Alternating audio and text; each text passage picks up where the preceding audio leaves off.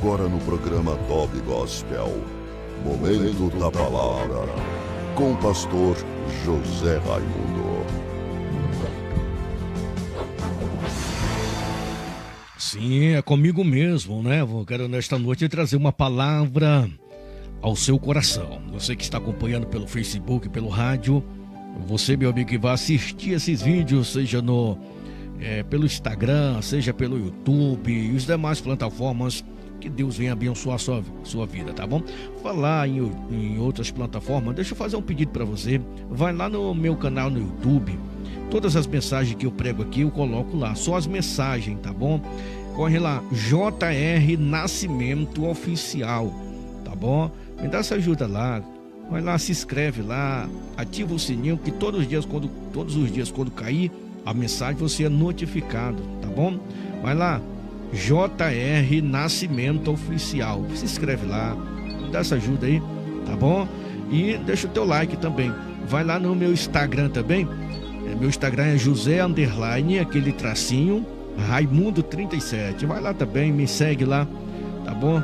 Nessas plataformas você só vai ver postando, querido, algo a respeito do reino de Deus, beleza? Vai lá, tá bom?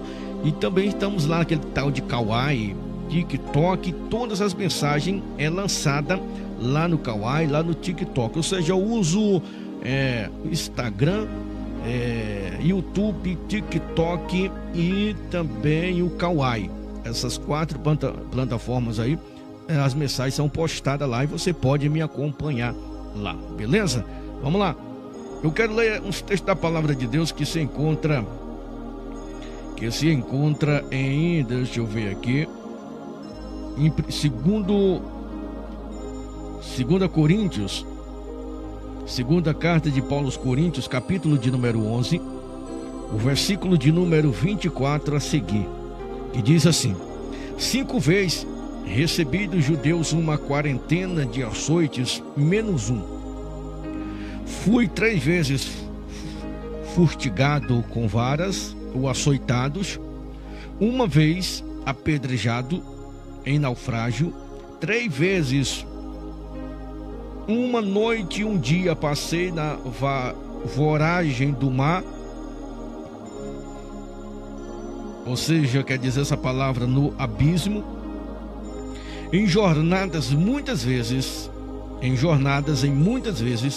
em perigos de rios, em perigos de salteadores, em perigos entre patrícios, em perigos entre gentios, em perigos na cidade, em perigo no deserto, em perigos no mar, em perigos entre falsos irmãos. 27. Em trabalhos e fadigas, em vigílias muitas vezes, em fome e sede, em jejum muitas vezes, em frio e nudez. Além das coisas exteriores, há o que pensa sobre mim diariamente a preocupação com todas as igrejas. Queridos, Paulo estava aqui falando a respeito do seu ministério, porque Paulo, ele se entregou mesmo para a obra de Deus, para a missão. Nós todos conhecem que a história de Saulo de Tarso. Foi um perseguidor do povo cristão. Ele fez muitas coisas má ao povo cristão, mas no momento que ele teve o encontro com o Senhor mudou a história dele e ele passou por tudo isso. Querido, eu quero fazer uma pergunta para você nesta noite, você que me acompanha pelo Facebook, pelo rádio. Qual é a diferença de você para Paulo? Qual é? Qual é a diferença de você para Paulo? Qual é a diferença do Deus que Paulo serviu e do Deus que você serve hoje? Se você for conversar com algumas pessoas desinformadas, vai dizer que Paulo, ele talvez fosse um homem mais robusto, um homem mais experimentado, né? E sim, muito bem, se ele fosse um homem que nem a Bíblia diz que ele era um homem capacitado, um homem que se formou um dos melhores colégios da época, chamado Gamaliel, beleza. E o Deus que ele servia? O que mudou no Deus que Paulo serviu, que fez a obra dele, para o Deus que você serve hoje? O que mudou?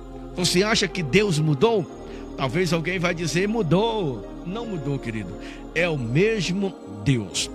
Ele continua vivo.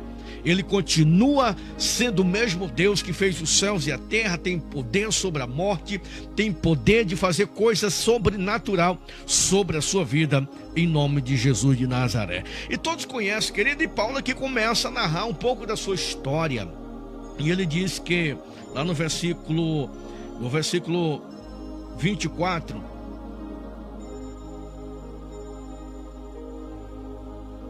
5 vezes recebi dos judeus uma quarentena de açoites, menos um. O que foi isso?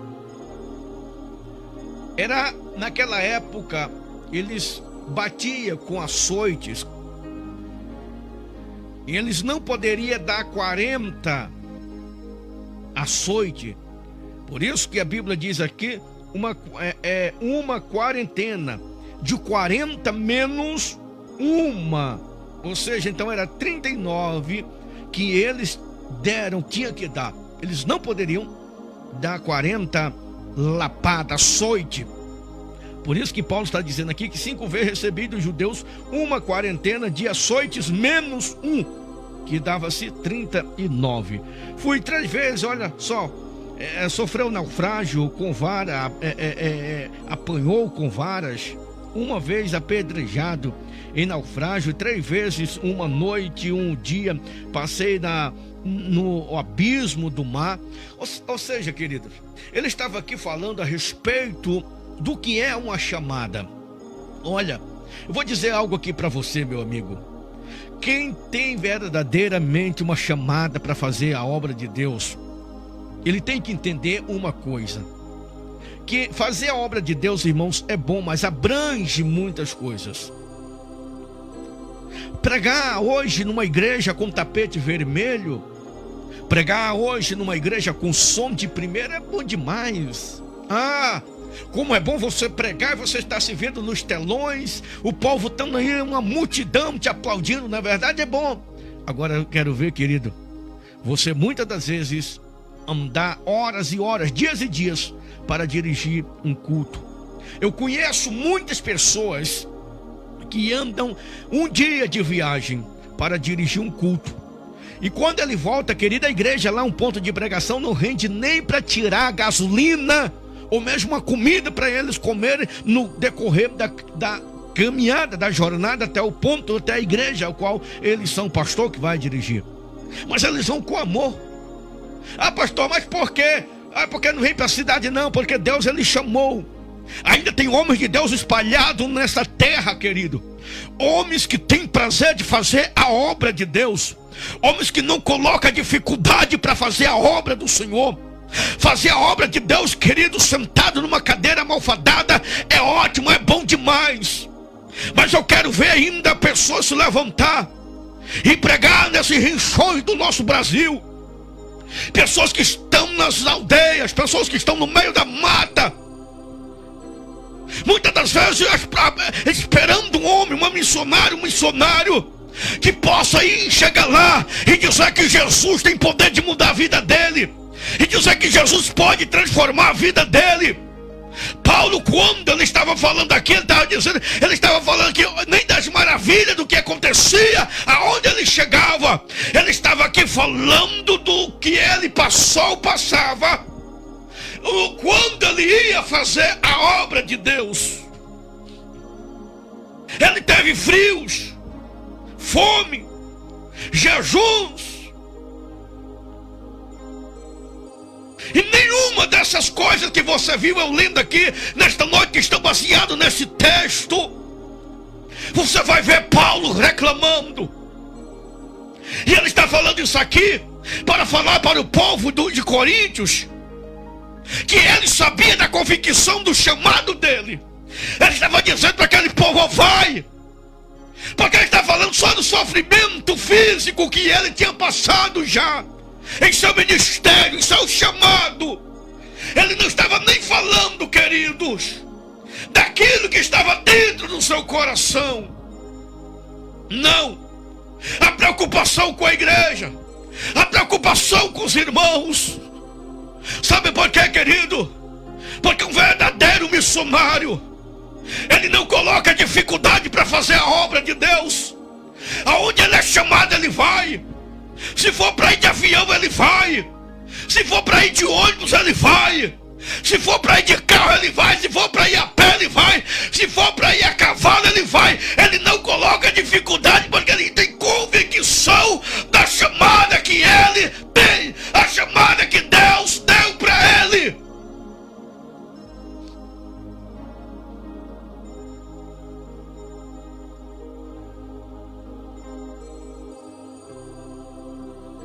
Em jornadas, muitas vezes em perigos de rios, salteadores, perigos entre patrícios da própria nação dele, perigo no deserto, perigo no mar, perigo entre falsos irmãos, aleluia, em trabalhos, fadigas, em vigílias, muitas vezes em fome e sede, em jejuns, muitas vezes em frio e nudez. Tudo isso aqui, sabe por quê, querido? Não era para ele ficar nos anais da história, não. Era amor, aquele amor, querido, que Deus tinha colocado no coração dele. Amor pelo evangelho, pelas almas. O que está faltando hoje é Deus levantar uma geração que tenha prazer, que tenha alegria, que tenha amor pelas almas. Pessoas que estão perecendo nos presídios, no meio da mata. Ainda existem pessoas que ainda não aceitaram Jesus. Ainda tem pessoas que estão lá no meio da mata, nos desertos, nos sertões, esperando chegar um homem, uma mulher, e pregar uma palavra de vida, de salvação para ele e para ela. Mas quando fala em missão, muitas das vezes as pessoas colocam dificuldades. Eu tenho andado no campo missionário e eu sei o quanto é difícil. Eu sei o quanto é difícil a ser um missionário de verdade. Eu sei. Eu conheço missionários que andam 2 dias para dirigir um culto. Anda de barco a pé e montado em animais. E vai feliz, alegre, cantando. Com fome, não tem uma roupa boa, não tem um calçado bom. Mas ele tem que muitas pessoas que estão com a Bíblia debaixo do braço não têm coragem e cheio do Espírito Santo de Deus para levar o Evangelho no meio da selva amazônica. O que é que você tem feito? O que é que eu tenho feito?